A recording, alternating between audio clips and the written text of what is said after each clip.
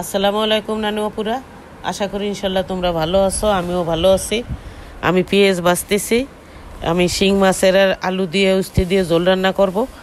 তা আমি একটু হলুদ আর লবণ মেখে নিলাম শিং মাছের আলুতে। এখন আমি দিয়ে দিলাম এই যে আমি ভাজা পেঁয়াজের ভিতরে এই যে আলু শিং মাছ দিয়ে দিলাম। এখন আমি নাড়াচাড়া করে দিব। তা নানু আপুরা, আমি কালো কড়ইতে এই যে আমি তরকারি বসাইছি। এই কড়ইয়ের ভিতরে আমি পরোটা ভাজি করি, মাছ ভাজি করি, মাছ উঠে যায়। তা শিং মাছও এটা কারণ হলো যে বিকেলবেলা আমি এইটার ভিতরে পেঁয়াজু ভাজি করছি। তা কড়ইটা অনেক তেল তেলা হয়ে আছে, আমার কাছে খুব পছন্দ লাগলো, তাই দিলাম। যেমন সংসারে ওই যে মানুষ বুড়ো হয়ে গেলি পারা তাকে বুদ্ধি জ্ঞান কামে লাগে। আর এই যে কড়ইটা অনেক বয়স হয়ে গেছে, এইটার ভালো সাহায্য পাই আমি। মাছ দিলে মনে হয় এমনি উল্টে আসে, রান্না করতে খুব আরাম লাগে। তাই আমার অনেক কড়াই আছে অনেক পদের, তা রাখি আমার বারবার এটির ভিতরে তরকারি ডালি। আমার ছেলে মেয়েরা অনেক সময় বলে এটির ভিতরে রান্না করো তুমি, মানুষে দেখলে কি বলবে। আমরা তো আগে পুরোনো কালে দেখছি মাছ আছে কি কড়াই কালো হয়ে যেত।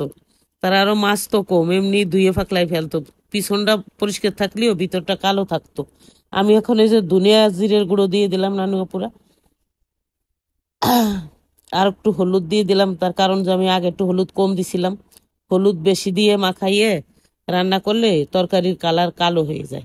তাই আমি পরে আর একটু হলুদ দিয়ে দেই পরাই সময়, কষাইতে যখন একটু পানি পানি দেই তখন। আর ভাজা ভাজা করতে সময় একটু হলুদ কম দেই। তা এইরকম আর কি রান্না করতো মাছ আসিরে দেখতাম। তাই কালো করেই আমার কাছে খুব ভালো লাগে। তাই আমি মাঝে মধ্যে রান্না বসাই, তোমরা কেউ কিছু মনে নিও না। আর একটু কষানোর পানি দিয়ে দিলাম এখন। বানানো পুরা এই তরকারিটা গরমের জন্য রান্না করতেছি। গরমকাল, প্রচন্ড গরম, মানে বলি আর শেষ করতে পারি না। আমারই কি গরম লাগে, সবারই লাগে আমার মনে হয়। আমি এই যে ঝোলের পানিটা দিয়ে দিলাম এখন, সামান্য একটু কষানোর পানি দিয়ে ওইটা দিয়ে নাড়া দিয়ে। আমার একটা বাতি করলো কি, শিং মাছ রান্না করতে গেলে একটু কষাই আগে, অল্প একটু পানি দিয়ে প্রথম তো ভাজা ভাজা করি, তারপরে আবার কষাই। তাহলে পরে আমার কাছে তরকারিটা ঘিরান লাগে। আর তারপরে ঝোলে পানি দিয়ে দিই। আলুটা আমার একসাথে দেওয়ার কারণ হলো কি, আলুর বয়স হয়ে গেছে, এখন আলু সেদ্ধ হইতে দেরি লাগে। তা এই যে আমি বুটকা বুটকা কাঁচামরিচ দিয়ে দিলাম, ওই যে মানে ঢেফা মরিচ বলে আমাদের এলাকায়। তাই ঢাকায় কিনতে পাওয়া যায়, এদানি খুব বেশি পাওয়া যায় নানু আপুরা, আগে পাইতাম না। এটা খুব মজা লাগে। এর মরিচের পর্দাটা এত পাতলা, অন্যান্য মরিচের তুলনায় এটা ধারণা করা যায় না। তাই একটু যারা শুকনো মরিচের গুঁড়ো দিয়ে দিলাম একটু কালারের জন্য। শিং মাছের শুকনো মরিচ না দিলেও হয়। তা আমার ঘরে আবার পোলাপানরা আছে, কেউ শিং মাছ পছন্দ করে, কেউ করে না। তা একটু একটু একটু লাল হইলে পারা তাহলে পারা তাকে প্লেটে একটু দিলে সাহস করে দিতে পারি। ওরা তো খাওয়া বোঝে না। তার কারণ গরমকালে কি খাইলে আরাম লাগবে পোলাপানরা কিচ্ছু বোঝে না। আমাদের তো আগে গ্রামে এই পুকুরি মাছ গরমকালে হইলে দড়ি টড়ি এরকম পাতলা করে ঝোল রান্না করে দিচ্ছে, আমরা খাইছি।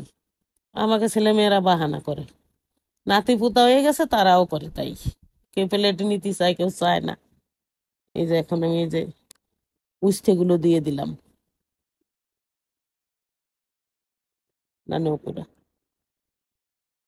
উস্তে কেন পরে দিলাম এত, এটা হলো উস্তে বেশি জাল দিলে তখনই হয়ে যায়।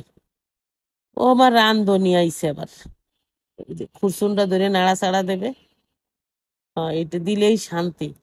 আমার এই রান্ধনি 5 মাস আগে গেছে, 5 মাস পুরো হয় নাই, 4 মাস 13 দিন আগে গেছে লন্ডনে। ফিরে যে আবার আসবে এত তাড়াতাড়ি, এটা তো আমি ভাবি নাই। আমার কাছে মনে হয় আমি আকাশেতে পড়ে গেছি মাটিতে, দেখে খুশি হইয়ে। তা আমি কি করব বুঝি না, আমার আর বাসা নাই নানুয়াপুরা। আমার দাদু বাইরে আমার ভালোবাসারা, আমি খুশি হইলে কি বলবো তা আমি জানি না। দেখো দেখো কি করে, চুল করছে মাথা, ঘামছে। বা 2 দিন হইছে আসছে, মাথায় ঘামাচি উঠে গেছে। তা এই তরকারিটা ঢাকতে হয় না। তা আমি আবার ডাকে একটুখানি 1 মিনিট ঢাকিয়ে দিলাম, কেন যে গরমটা সব জায়গায় সারিয়ে উঠুক, এই আর কি। ওই যে সাদা রয়েছে কিছু সেদ্ধ হয়ে গেছে, এই যে এইভাবে রান্না করলি একটু তিতে লাগে না। এই তরকারি আমি খুব পছন্দ করি। তোমাদের নানা দাদা পছন্দ করে, কেউ নানা বলো কেউ দাদা বলো, দাদা ভাই পছন্দ করে, এটা ভাজা জিরে দিয়ে দিলাম, আমি গুঁড়ো করে রাখি এই তরকারিটায়, তাই দিতে হয়। অন্য কোনো মশলা ব্যবহার করিনি, আদা রসুন তো প্রশ্নই ওঠে না, পেঁয়াজ দিলে সমস্যা নেই। এই যে হয়ে গেছে তরকারি। দেখতে এমন দেখা গেলেও খাইতে অনেক স্বাদ লাগে, আর শরীরের সাথে মানায় যায়, অনেক ভালো লাগে। একবার খালি ট্রাই করো তোমরা। এটা আমরা সবসময় খাই আসছি, এখনো খাই, সবাই খায়। মানুষ কত ধরনের খাওয়া শিখছে, এই যদি রান্না দেখায় মানুষই শিকার জন্য। রান্না তো আমরা সবাই জানি না, নুপুরা কম বেশি, কিন্তু ধরন জানি না। ধরো আলুর সাথে মাছের সাথে এই উস্তি দিয়ে দিলে তরকারি বিষ হয়ে যেত, তিতে এমন হতো, আমি নিজেও খাইতে পারতাম না, এরকম তো। তা একটু ট্রাই করো। খাইতে খাইতে তো রুচি নষ্ট হয়ে যায় মুখে, তোমরা বোঝো না কোনটা খাইলে ভালো লাগবে। এই তরকারি খাইয়ে দেখবা যে কেমন লাগে। এই যে আমি বলে ঢেলে নিলাম। আমার জামাই মেয়ে আসছে এই তরকারি খাওয়ার জন্য, বলছে যে এটা খাবো আম্মা আজকে। তাই আমি করে দিলাম, মোটা মোটা শিং মাছ আনছি, দেশি শিং মাছ 1 কেজি।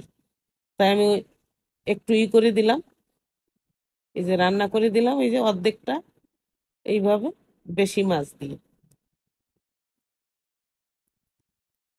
তা নানু পুরা তোমরা ভালো থাকো, এরকম করে খাইও। খুদা হাফেজ।